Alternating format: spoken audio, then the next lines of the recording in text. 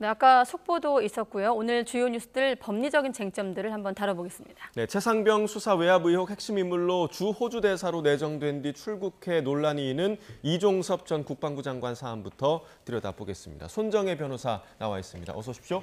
안녕하세요. 네, 아까 대통령실에서 수사 방해 주장은 맞지 않다라는 속보가 있었고 우리는 수사 내용을 토대로 좀 법리적인 쟁점을 다뤄볼 텐데 아무튼 논란 끝에 이종섭 전 장관 호주에 도착한 것으로 새벽에 전해지고 있습니다. 그러니까 종합적으로 나흘 전에 4시간짜리 소환 조사를 한 번 받고 떠난 거거든요. 사실은 수사의 필요성과 수사가 준비되어 있었다라고 한다면 미리 이제 소환 조사 일정을 잡고 소환하는 것이 통상적인 수사의 절차인 것에 비추어 봐서는 네. 예정되지 않은 수사이지만 이 출국 금지 문제가 이제 언론을 통해서 보도가 되고 또 이제 대사로서 임명하는 여러 가지 과정에서 좀 졸속으로 수사한 느낌이 적지 않아 있습니다. 왜냐하면 첫 번째 다른 앞선 강제 수사라든가 다른 관련자들에 대한 조사가 다 이루어지지 않은 것으로 지금 상황이 해석이 되는 상황이고 네. 특히 이 사건 같은 경우는 관련자들이 굉장히 많을 뿐만 아니라 그 구체적인 경위에 대해서도 좀 장시간 수사를 할 필요성이 있는 사안이었기 때문에 네. 한 차례 4시간만으로 조사를 끝낸다는 것은 이것만으로는 부족한 수사가 될 여지가 있어서 부실 수사의 비판을 직면할 수가 있습니다. 통상적으로 한두 번, 두세 번 더 이상 또는 장시간 수사가 이제 필요한 사건의 종류였기 때문에 이 4시간 조사라는 것은 이제 출국 금지의 어떤 해제 사유, 그러니까 출국 금지 해제 사유로는 적극적으로 수사에 협조하면 해제할 수 있거든요. 그런 점에 있어서는 조금 부족한 수사가 아니었나 생각합니다. 네, 네. 지금 보면 4일에서 10일까지 일주일밖에 걸리지 않거든요. 외교부 임명 발표, 그리고 출국 금지 이의 신청, 공수처 소환 조사 이때 딱 한 번 했던 거고요. 그리고 나서 출금 해제, 그리고 출국까지 일주일 걸렸습니다. 예, 자 빠르게 지나갔고 이제 4시간 한 번의 수사 부족하다라고 표현을 해주셨는데 수사팀 내부에서도 실체 밝히기 어려울 거다 이런 말이 나왔다고 하더라고요. 수사팀 입장에서는 어떤 점이 좀 난관이 될까요? 이 사건의 본질은 최상병 사망과 관련한 구체적인 업무상 가실치사의 혐의가 종전에 여러 명에 대해서 이제 업무상 부주의나 관리나 위험성을 알면서도 적절한 조치를 하지 않고 위험에 빠뜨려서 최상병을 이제 죽음에 이르게 한 직접적인 원인과 관련자들의 책임을 묻는 수사가 될 것 같습니다. 그렇다고 한다면 수사의 정점으로서 지금 압수수색 영장이나 다른 피의자들에 대한 어떤 조사 과정에서 나오는 것이 지금 문제된 그 이종섭 전 장관과 공모하여, 그러니까 여러 명이 공모하여 이런 죽음에 이르게 하는 가실이 있었다는 걸 수사를 해야 되거든요. 네. 그러면 최종 책임자라고 볼 수 있는 사람의 공모관계는 즉 보고를 했거나 지시를 했다는 정황이 밝혀져야 되는데 예. 그러면 이종섭 전 장관이 지금 부재하거나 장시간 수사를 못 받는 상황이 발생하면 그 공모관계의 연결고리 속에서 최정점을 수사하기가 좀 난망해지는 결과에 이르게 되고 네. 그럼 하급 직원들은 일부 조사를 받았다고 하는데 그 중간 그리고 그 단계 윗사람으로서 지시나 보고를 받을 위치에 있는 사람들의 조사가 조금 흐지부지 될 가능성이 있다. 수사팀은 이 점을 염려하는 것으로 보이고요. 또 강력한 수사를 하려면 압수수색, 예를 들면 지금 휴대전화 일부는 제출했다고 하지만 네. 일부를 자진 제출받는 게 아니라 필요하다면 강제 수사로서 압수수색을 해야 되는 거거든요. 근데 지금 자택이나 사무실 조사도 난망한 것이 해외 체류가 오래 지속된다면 그와 관련된 수사건의 어떤 수사의 방법도 제한될 여지가 있기 때문에 조금 장시간 수사가 필요하거나 또는 마지막에는 또 외교관의 신분이나 또 호주 대사를 계속적으로 강제 소환하기는 어려운 측면이 있거든요. 좀 네. 시간이 많이 소요될 걸로 예상이 됩니다. 예. 자, 그렇게 시간이 많이 소요되는데 아까 대통령실에서도 출금 이후 수개월 동안 소환하지 않았다라는 것을 주장을 했는데 바꿔 말하면 그 시간 동안 좀 뭐 했을까 싶기도 하고요. 네. 일단 압수수색이나 이런 것들은 일월경 이루어진 것으로 알려지고 있습니다. 근데 이 사건 같은 경우는 워낙에 고위직 간부들이 연관이 되어 있는 사건이고 특히 이제 가족들도 철저한 수사를 요청하고 있는 상황이고 네. 공직자에게 업무상 가실을 묻는 책임이기 때문에 굉장히 책임을 묻는 것이 까다롭고 엄격한 증명이 필요하고 그 네. 과정에서도 많은 논란이 제기되기도 했었고 최초에 이제 박정훈 수사단장의 다른 사건이 또 제기가 돼서 수사가 이루어진 측면이 있기 때문에 네. 수사 자체가 신속하지 못하다는 비판을 받아왔습니다. 그거는 공수처에서도 비판을 받아야 될 것 같고요.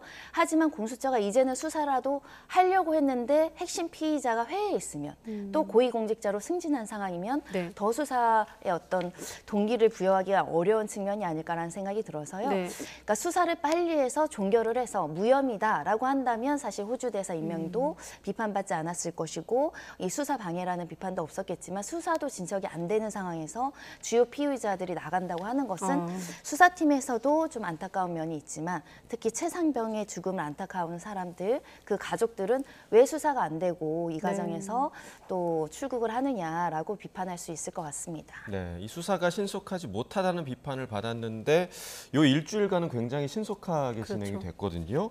그리고 이제 출국 금지 해제 결정을 두고도 법무부가 이렇게 조사 하루 만에 출국 금지 풀어준 게 맞는 거냐, 통상적인 거냐, 이례적인 거 아닙니까? 어떻게 보십니까? 뭐 예를 들면 일반 형사 사건 같은 경우에도 출국 금지 되어 있는지 모르고 출국하려다가 문제가 돼서 수사를 받고 나가시는 분들도 있는데 네. 이례적이진 않는데 이례적으로 신속한 결정이긴 합니다. 예. 이렇게 지금 출국 금지와 관련한 업무 지침이나 관련된 법에 따르면 공수처장이 출국 금지를 요청을 한다거나 법무부에 해제해달라고 요청을 한다던가 당사자 본인이 해제 신청을 하게 되거든요. 근데 출국 금지 사유가 해제가 되거나 아니면 상당 부분 수사의 성과가 있어서 회에 나가서 돌아오지 않더라도 수사가 정리될 수준으로 수사가 돼야 원래는 해제해줘야 되는데 아까 말씀드린 것처럼 4시간만으로는 좀 부족할 수 있고 또 보완 수사가 필요할 수 있는데 이렇게 하루 만에 해제하는 것은 이례적으로 신속하고 또 수사가 제대로 되어 있는가에 대한 부분이 근거가 있는가에 대한 고민은 있으나 일단은 고위공직자 신분으로 도망가거나 또 필요하다면 한국에 와서 수사받겠다 라고 협조 약속을 했을 가능성이 있기 때문에 네. 해제 사유는 인정되기도 합니다. 일단은 지금 시점에선 이종섭 전 장관 측도 수사 협조하겠다고 했고 공수처도 수사 의지를 밝히고 있는 상황이거든요. 지금 시점에서 어떻게 좀 전망할 수 있을까요? 일단 지금 1차 조사 과정에서 이루어진 진술의 내용이 유의미한 게 있는지 특히 휴대전화를 제출했다라고 하는데 그 내용이 유의미한 건지 있는지를 알아봐야 될 것 같고요. 네. 이종섭 전 장관이 그 당시 수사를 왜 경찰에 넘기지 못하게 했는지에 대한 구체적인 어떤 방어 전략이나 변론이 있었는지 모르겠습니다. 이것이 사실인지 그것들의 관계자들이나 관련 정황 그리고 관련 법리를 검토해 나가야 될 것 같고요. 진술이 불일치하거나 지금 핵심 피의자들 사이에 진술이 엇갈린다고 한다면 다른 관계자들에 대한 참고인 조사라든가 피의자 신문 조사가 이루어져야 될 것 같고 특히 이 지금 외국에 계시기 때문에 서면 조사 진행 가능성도 배제하기는 어려운데 이 필요한 조사가 있다면 또 2차 소환도 준비해야 되지 않을까 합니다. 예. 자, 이번에는 의대 집단행동 관련 수사 상황도 좀 알아보도록 하겠습니다. 의사협회가 집단행동에 불참한 전공의들의 블랙리스트를 만들어라라고 이제 사주했다는 의혹과 관련해서 경찰이 강제 수사에 나섰는데 작성자 신원 또 이 서류가 진짜가 맞나 이런 여부를 파악하는 게 중요할 것 같아요. 온라인을 통해서 발견된 문건인데 일단 현재는 의협 측에서 강력하게 이것은 위조된 것이다, 허위이다라고 강조를 하면서 오히려 명예훼손이라든가 허위사실 유포에 대해서 책임을 묻겠다라는 형사사건을 진행한다라고 이야기를 해서 이 문건의 진위 여부는 현재까지는 확인되지는 않고 있습니다. 만약에 이게 진실이고 의협 측에서 이렇게 집단행동을 부추기거나 촉발하는 경우에는 지금 수사되고 있는 의료법 위반의 방조, 교사죄 또는 공범으로 처벌될 가능성이 굉장히 높은 것이고요. 반면에 이 문건 자체가 누군가가 모종의 허위로 작성해서 온라인으로 만들었다고 한다면 이것도 역시 허위사실에 의한 업무방해죄라든가 명예훼손죄가 성립할 수 있어서 실제 진위 여부 먼저 이제 경찰에서 확인해야 될 것으로 보이고요.